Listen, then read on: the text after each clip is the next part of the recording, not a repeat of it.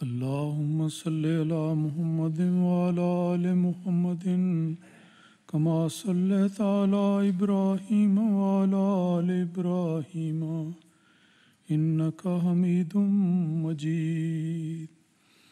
اللهم بارك على محمد وعلى آل محمد كما باركت على إبراهيم وعلى آل إبراهيم إنك حميد مجيد. ایک مومن کی زندگی میں نماز بہت بنیادی حیثیت رکھتی ہے.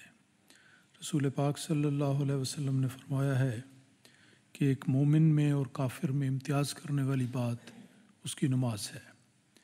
اور نماز کے حوالے سے احادیث کا مطالعہ کیا جائے تو اتنی احادیث سامنے آتی ہیں کہ لگتا ہے کہ جیسے ہمارے پیارے آقا محمد مصطفیٰ صلی اللہ علیہ وسلم نے بیان کا کوئی پہلو اور کوئی گوشہ خالی نہیں چھوڑا.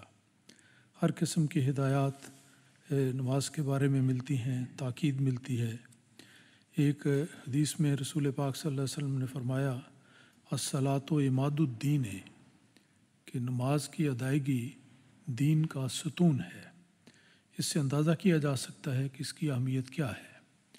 عام تعمیرات ہوتی ہیں، مکانات بنتے ہیں، ان میں ستون بنائے جاتے ہیں.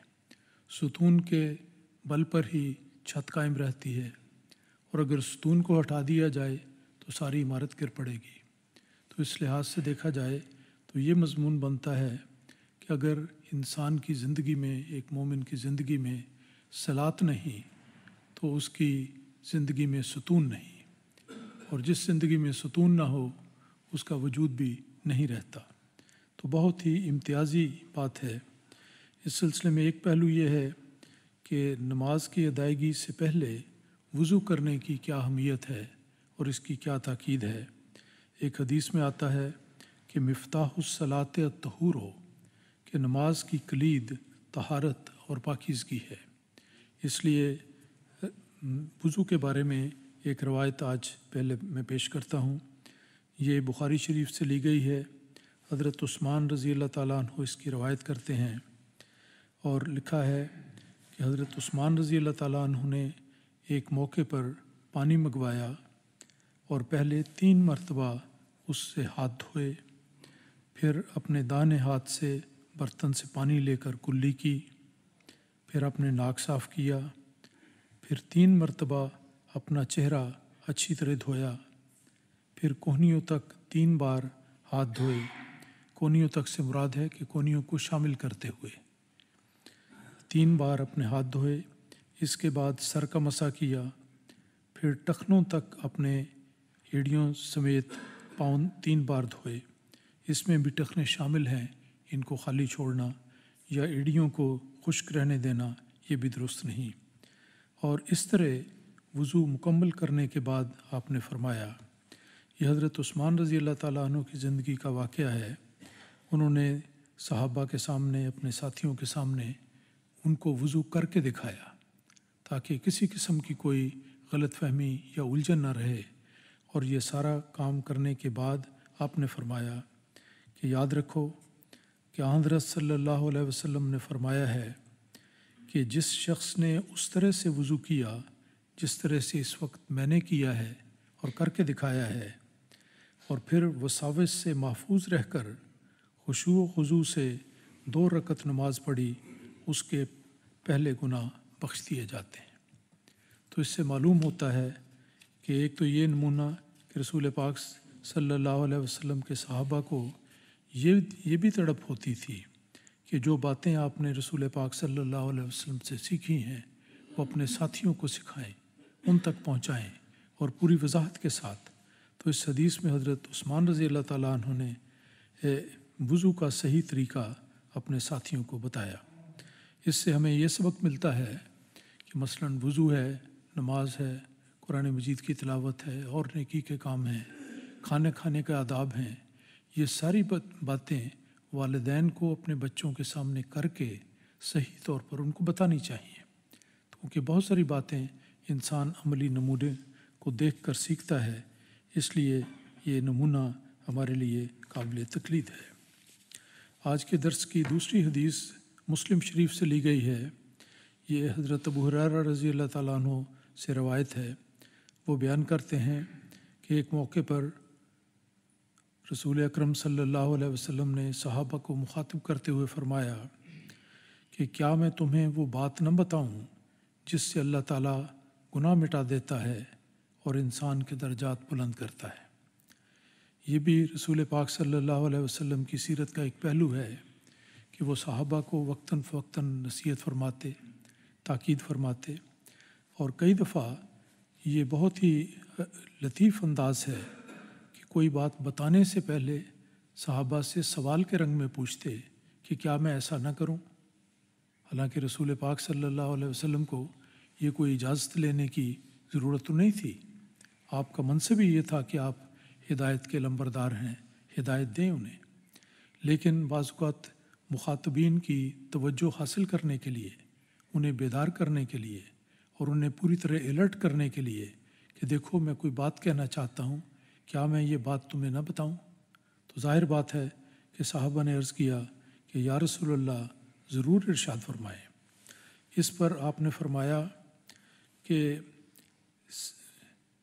بہت ساری ایسی باتیں ہیں کہ جن کے کرنے سے انسان کو غیر معمولی طور پر اللہ تعالیٰ کی طرف سے اجر اور جزا ملتی ہے اور اللہ تعالیٰ اس کے گناہ بخشتا ہے۔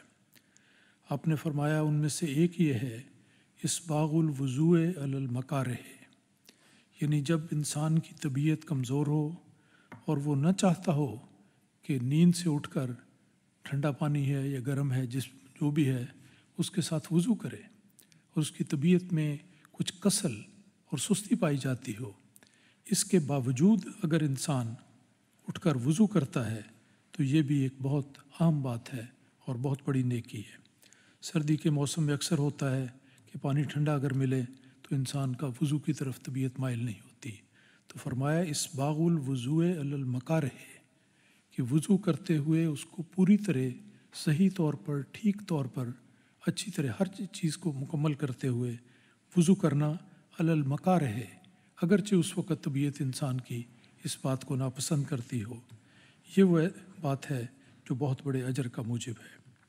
اور پھر فرمایا اور مسجد میں دور سے چل کر آنا، بعض وقت فاصلہ ہوتا ہے، پرانے زمانوں میں تو چل کر ہی آنا ہوتا تھا، آج کل اللہ نے سواریاں بھی دے دی ہیں، لیکن پھر بھی بعض اوقات یہ فاصلہ انسان کو اس طرف مائل کرتا ہے کہ بڑی دور کی بات ہے، کیسے جائیں گے، کتنا وقت لگے گا، پیدل چلنا ہوگا۔ تو فرمایا کہ مسجد میں دور سے چل کر آنا یہ بھی غیر معمولی نیکی ہے، اس کا بھی خیال رکھنا چاہیے۔ اور پھر فرمایا کہ تیسری بات یہ ہے کہ مومن کا لگاؤ نماز کے ساتھ اتنا قریبی ہوتا ہے، جیسا ایک حدیث میں آیا ہے کہ مومن نماز پڑھ کر مسجد سے جاتا ہے تو گویا اس کا دل مسجد کے اندر لٹکا رہتا ہے، اس کی خواہش ہوتی ہے کہ میں مجبوراً مسجد سے جاتا تو ہوں لیکن پھر آنے کا خواہش مند ہوں، پھر کب نماز کا وقت ہوگا، کب میں آؤں گا۔ تو اس لحاظ سے یہ فرمایا کہ ایک نماز کے بعد دوسری نماز کا انتظار کرنا، یہ جو مومن کی دلی کیفیت اس میں پتہ لگتی ہے، یہ بھی ایک بہت بڑا نیکی کا کام ہے۔ اور فرمایا کہ یہ سب باتیں ایسی ہیں کہ ان میں ایک قسم کا رباط پایا جاتا ہے۔ رباط کہتے ہیں سرحدوں پر چھاؤنی قائم کرنا تاکہ دشمن حملہ آور نہ ہو سکے اور نقصان نہ پہنچائے۔ تو شیطان جو ہمیشہ مومنوں کے ساتھ لگا رہتا ہے، نقصان کی کوشش کرتا ہے، تو فرمایا یہ تین باتیں ایسی ہیں اگر ان کا اہتمام کیا جائے تو یہ گویا اسی طرح ہے جیسے کوئی حکومت اپنی سرحدوں پر چھاؤنیاں قائم کر لیتی ہے، اور اسی طرح ایک مومن اپنے آپ کو گناہ سے مکمل طور پر محفوظ کر لیتا ہے، شیطان کے وساوس سے محفوظ ہو جاتا ہے۔ اور حدیث میں آتا ہے کہ رسول پاک صلی اللہ علیہ وسلم نے یہ بات 2 دفعہ فرمائی۔ یہ بھی ایک انداز ہے نصیحت کا کہ ایک بات ایک دفعہ کہی جاتی ہے، کچھ سنتے ہیں کچھ نہیں سنتے، لیکن رسول پاک صلی اللہ علیہ وسلم نے یہ سبق دیا کہ بعض اہم باتیں بعض مواقع پر آپ تاکید کی خاطر، خوب اچھی طرح سمجھانے کی خاطر اور یہ بتانے کے لیے کہ یہ بات جو کی گئی ہے بڑی اہمیت رکھتی ہے، اس بات کو دہرایا کرتے تھے۔ تو جس طرح ایک ایک بات رسول پاک صلی اللہ علیہ وسلم نے ہم سب کو مثالوں کے ذریعے، تکرار کے ذریعے، محبت اور پیار کے انداز میں سمجھائی ہے، اسی طرح ہمیں بھی ان سب باتوں پر اللہ تعالیٰ عمل کرنے کی توفیق دے اور دوسروں میں بھی یہ نیک باتیں پھیلانے کی توفیق عطا فرمائے۔ وآخر دعوانا ان الحمد للہ۔